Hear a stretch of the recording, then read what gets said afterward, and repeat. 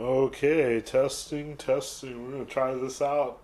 I was told to get my big fat head out of the picture, so as much as possible, I'm gonna try to do that.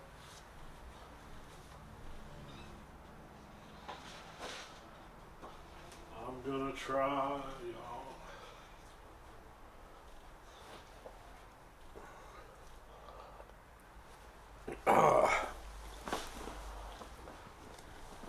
Do a nice painting of a bee on this little piece of Arches oil paper. I'm gonna slide my palette just a little bit this way so you can see. I don't know, roughly see what I'm after.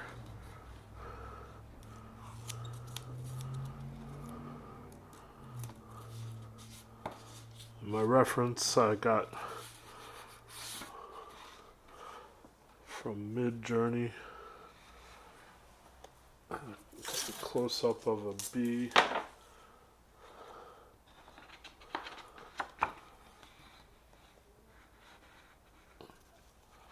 I usually have to roll it quite a few times to get something that's workable for a painting. This happened pretty fast.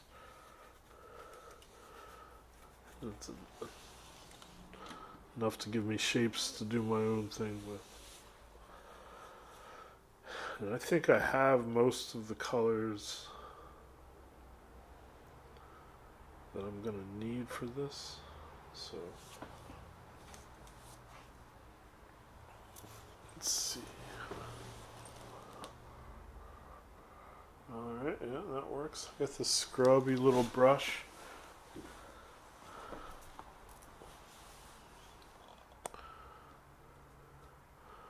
And my thinner. I've got a basic grid on the oil paper. This is Arches oil paper mounted to a wood panel. And I have just a 4x4 grid on that, 4x4 grid on my reference. Your reference can be anything. I just did one from a photograph I took. Midjourney is great because it lets you really control. It's like being an art director, kind of. You can control exactly where the camera is. You can feed it your own images and get variations on it. The sky's the limit for reference, but I'm looking for big shapes, especially if I go out taking reference photos. I'm just looking for especially big dark shapes that look cool and then build off of that. So I'm sort of going to do that here. I'm going to start with my dark shapes, block them in, and then build off of that.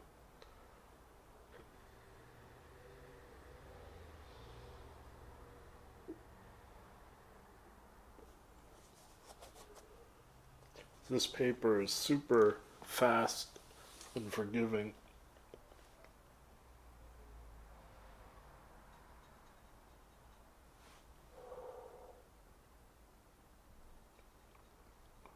I'm just mixing a little bit of this transparent red oxide with some burnt sienna to sketch with. Let's start down at the bottom. Big, big rough shapes. Call this the envelope.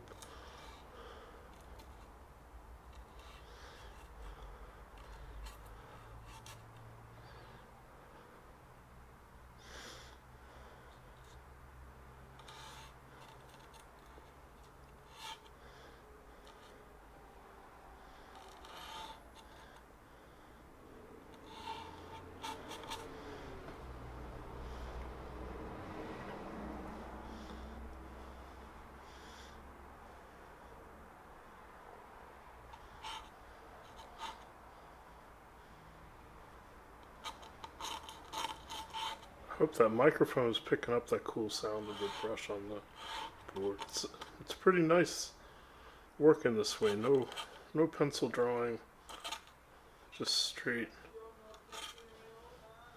sketching with that rough. It's almost like the crappier the brush, the better it works for me recently.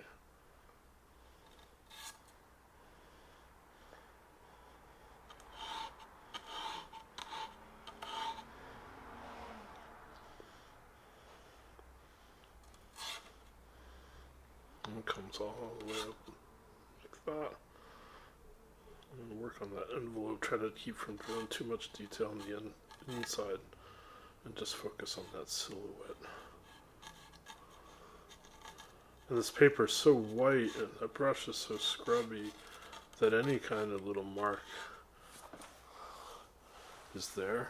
I thin it down a lot. And this paper likes to absorb the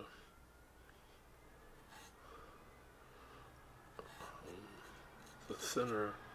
I haven't really tried it with linseed oil, at least this roll. The previous stuff I had, I used some linseed oil, and it was kind of easy to get too much. And I wanted to focus on just using less of it. Here, more thinner at the first stages, just put a block in.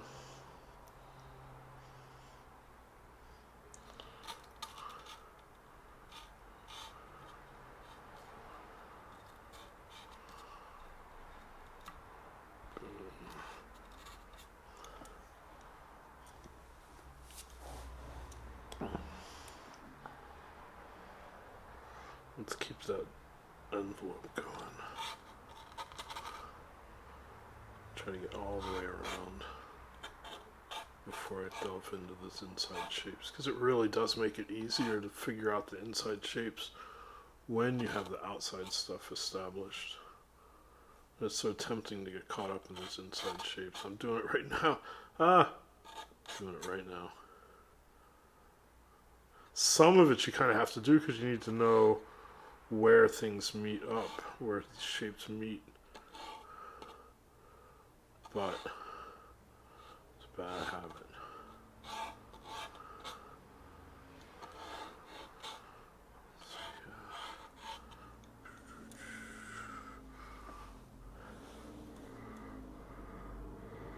Continue that envelope.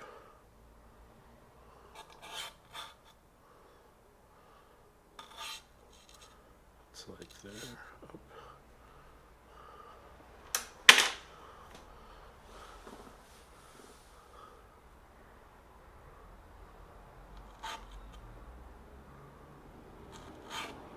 Some of this I actually want a line for.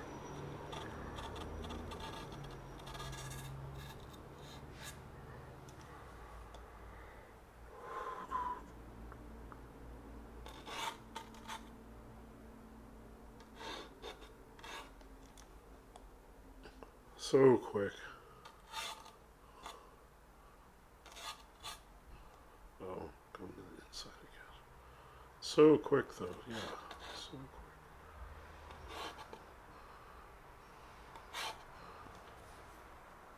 quick. When these shapes are established, then I knock in my darks. Like just go across in any place that's dark. Use some dark paint. It's not super tough.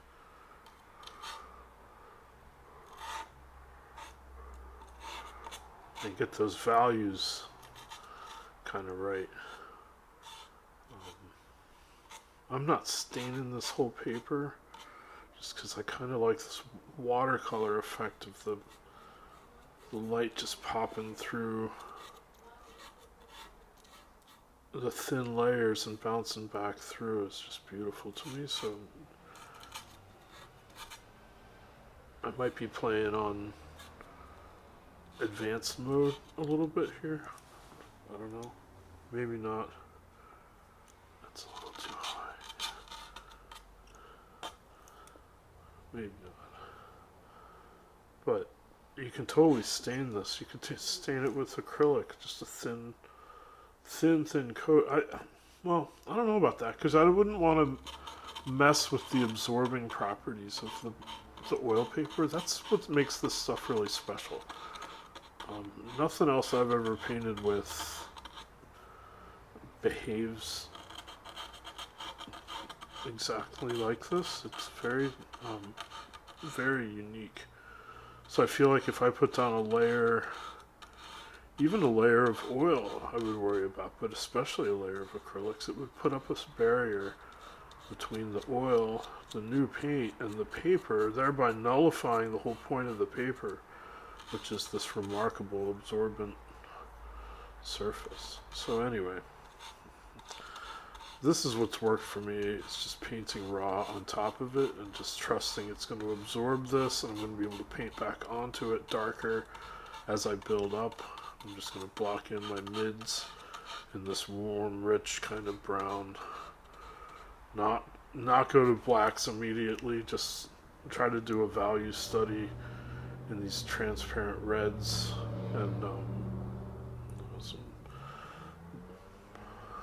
burnt sienna. And keep the paint really, really thin so it dries quickly.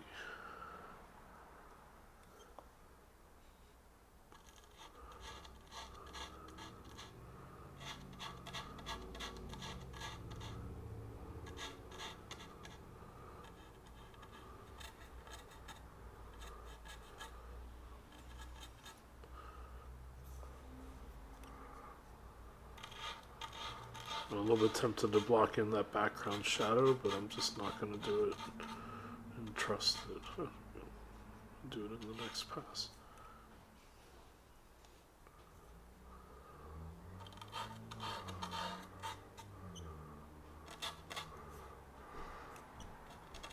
It's transparent wings, so you can just make what you see through the wings a little bit lighter from the outset, even though it's going to get painted on again.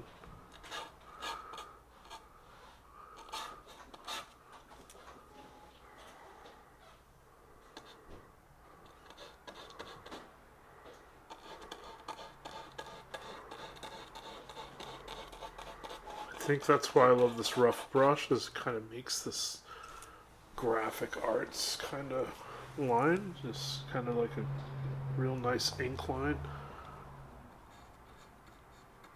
And I don't have to worry about scrubbing with it. I'm not going to, I'm certainly not going to mess it up. But I don't feel too precious about it.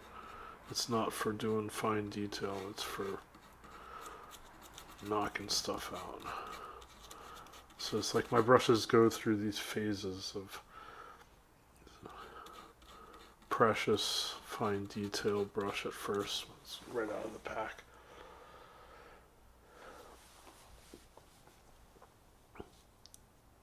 Good workhorse brush when it's getting a little wear and tear on it.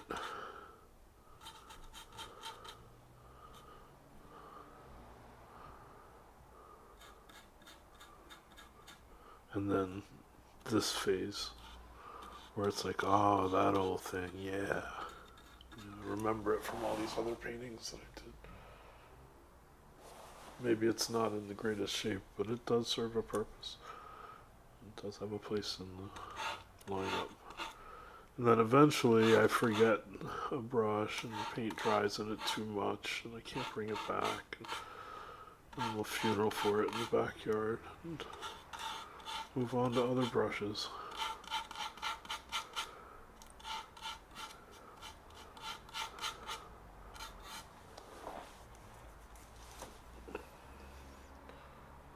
Really rapidly getting a picture together.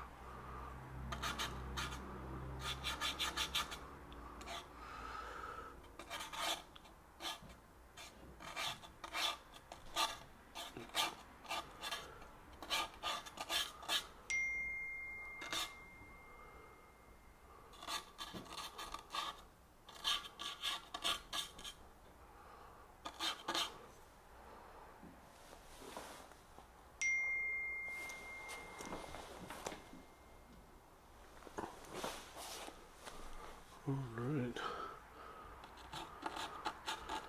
Close to the end of phase one.